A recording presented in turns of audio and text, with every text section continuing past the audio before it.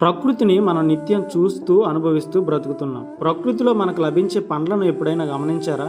ఒక్కసారి గమనించగలిగితే అరటిపండు, యాపిల్ పండు, దానిమ్మ పండు, కమలా పండు, బత్తాయి పండు, జామ పండు, ద్రాక్ష, పైనాపిల్ ఇలా ఎన్నో రకాల పండ్లను మనం చూస్తుంటాం, తింటుంటాం.